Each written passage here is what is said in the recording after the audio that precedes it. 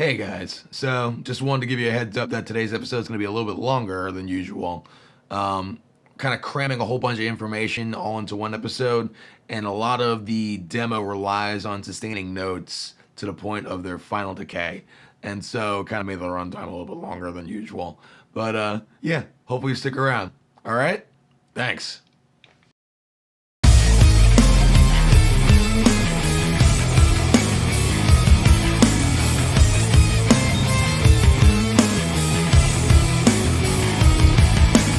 Good afternoon. Welcome back, everybody.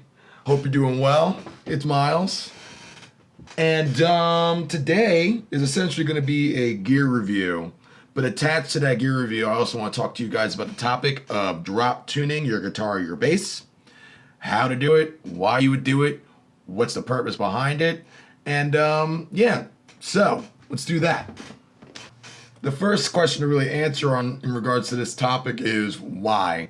Why would anyone tune down low? What's the purpose of doing any of that stuff in the first place? And to answer that question, you have to kind of go back and look through the history of music and where we've come from. With classical music, composers would utilize instruments like the cello, the double bass, and in some cases the octabass, an instrument so big that it needed two people to play in certain instances. But they would use these instruments that can play these really, really low pitches to kind of bring up the dramatic effect. It's a technique that you see still being used today on shows like Law & Order SVU, where like they're getting to a real dramatic area in the episode. Like someone's walking through an alleyway, but then the bad guy's walking up behind them, and you hear a series of ominous tones going on in the background. It's the same effect. If you look at guys like Stevie Ray Vaughan or Jimi Hendrix that are traditionally playing an E flat standard, sometimes D standard, sometimes C standard, the approach in that case is stemming more from a need for functionality. In regards to Stevie Ray Vaughan, he's playing a guitar that has 13 gauge strings on it, which if you've ever put 13s on your guitar and tried to play it strung tuned to E standard, you know that it's like trying to bend the bars of a jail cell. In regards to Jimi Hendrix, he would tune lower than standard tuning, mostly because of his singing. So for me personally, in my band, we typically play in C sharp standard or in drop B. And the reason why we play at that tuning is because for me vocally, the vocal lines that exist in our songs, if I was to try to sing them in any tuning higher than that, it wouldn't be very good. I don't have the register of voice to be able to sing higher than where my voice sits. If I was someone else, maybe, but for now I'm just me, and so that's what works. So that's where the purpose of tuning down lower for me stems from. There may be some of you out there saying, well, couldn't you accomplish the same thing by putting a capo on the neck of your guitar that's tuned to standard tuning and just play the same notes in a different area of the neck? And in which case, yes, kinda. The thing is that when you tune your guitar or your bass down to a lower set of notes, those frequencies interact with each other differently than the frequencies that we have in standard tuning. In terms of tension on the neck of the guitar, it's just got more flex to it than you would have if you were in standard tuning. So certainly you could play the same thing in standard tuning with a capo on the neck of your guitar as you would if you were tuned down, but it's going to have a difference in sound. And in the grand scheme of things, like in a mix of a full band situation, having a guitar that's got a capo up super duper high, it tends to lose its girth in terms of its sound in regards to the other instrumentation in the mix.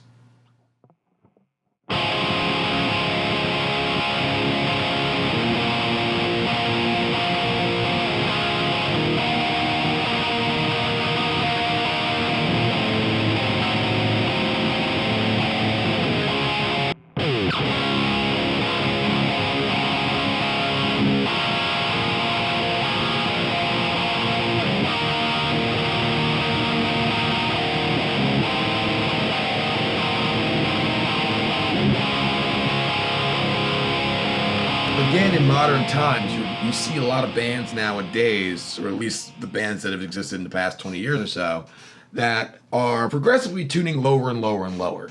And the way that they're going about doing so is through getting baritone guitars, heavier gauge strings, or investing in extended ranged instruments. This is where the 7, 8, and 9 string guitars start coming into play. Now, the difference between using your guitar in a lower tuning versus having an extended ranged instrument is that when you're dealing with a guitar that's got 7, 8, 9, 10 strings on it, what you're doing is taking the same set of 6 strings and adding additional strings to it. So now the order of the notes in terms of the chord structure and how you go about placing your fingers, that changes. It's the same thing if you were to tune your guitar to a drop tuning. The notes are now being moved around to different areas. And in this case, now you have more strings and more notes to work with. Now, when you tune your guitar down to a lower pitch across the entire set of 6 strings, you have the same order of notes, but they're just in a lower register. This is what I tend to prefer to do myself because I don't really want to go out and have to relearn the instrument that I've already been playing for 20 some odd years. Some people prefer to have the same standard tuning and then have the lower B, lower F sharp, lower C sharp strings that exist on extended range instruments. But again, it's a personal preference thing. Now, when it comes to tuning down low, one of the problems that you're first going to run into is the gauge of the strings that you're using on your guitar. If you're using 9s, like traditional 9 or 10 gauge strings on your guitar, and you try to tune down to, say, a baritone tuning, B standard, that ain't gonna work. It's just not gonna sound good. You're not gonna have enough tension on the neck of your guitar for the strings to stay taut, so that when you pluck them, they don't fluctuate in terms of their pitch. My buddy The Bun, that dude, he's got a whole channel's worth of great videos discussing baritone guitars, extended range instruments, same thing with bass as well, talking about the best kinds of strings, getting replacement baritone size necks for your guitar, and even production side of things, like how to record everything and not make it sound like mush. So if that's all stuff that is interesting to you, you should go and check him out on his channel. And I'll leave a card up top. He also has a great video that he did recently talking about the Digitech Drop, which is a pedal that's basically the sort of like shortcut to getting your guitar, your bass down to these lower registers and notes without having to physically detune the strings in your guitar. Upon discussing the drop pedal, we got on the subject of talking about the Digitech bass Whammy and how the bass player in my band, he uses a bass Whammy so that he can bring his bass down to drop A when we need to in our music. And considering that we're already tuned down low, that plays a role in the functionality of the pedal as well. But I got to thinking, would the bass Whammy be a better option if you're already playing in a lower tuning or you're playing an extended range instrument and you want to go lower? For example, I have an 8-string guitar. I went out and bought one after I saw guys like Tosin Abasi and Josh Travis when he was in Glass Cloud. And I was like, yeah, all right, this is it. I gotta go and get an 8-string. This is the future. I gotta get on board. And I figured out how to play it, and I got really comfortable playing it. And then everyone went out and started playing 9-string guitars. And, you know, my thought was, I don't have money to keep on going out and buying more guitars. In a perfect world, I would, but I don't. But once that started happening, my thought process was, there's gotta be a way around this. And so this is where things like the Digitech Drop will come into play. However, because of its limitations, it's not necessarily the best for sets of notes that are outside of the 6 standard tuned strings on the guitar. So it got me thinking, would the bass Whammy be a better option for this sort of application? And today we're going to be discussing that. We're going to see what kind of findings we can get from utilizing this pedal. And we're going to decide if it's going to be a considerable option for you in terms of your applications musically. So, enough chat. Let's just do it. Here we go.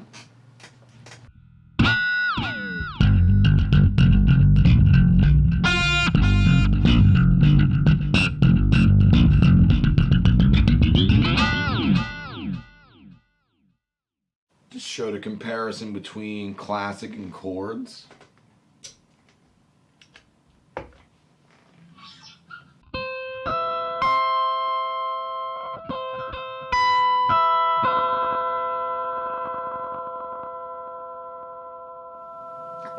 rattling going on.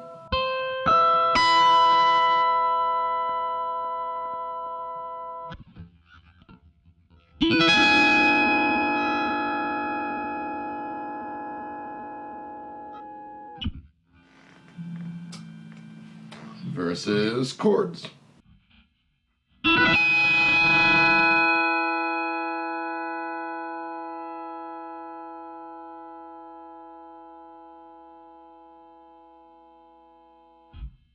Better.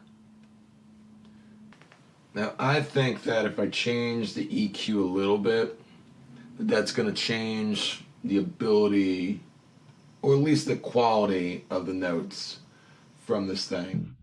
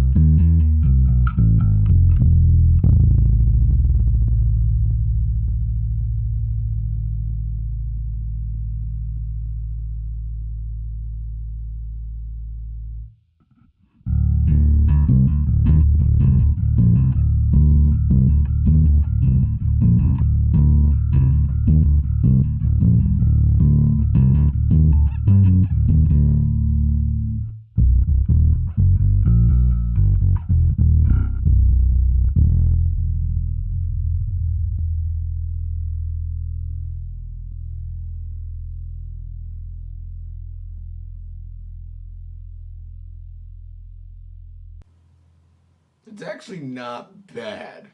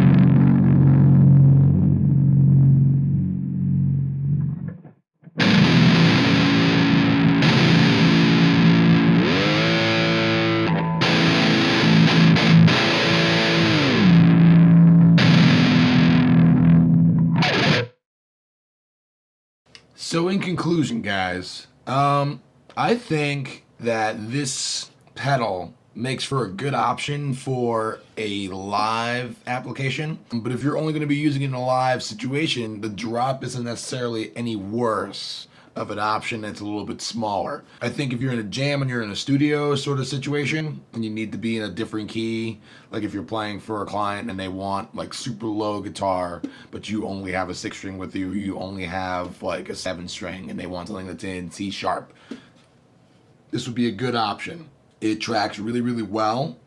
And even with the bass, even with the super duper low notes, it got to a point where you still had quality notes, as long as you didn't let them sustain for too long. And that's part of the reason why the video is so long today, because one of the key components of the quality testing of one of these sort of things is to see how it does with an elongated note.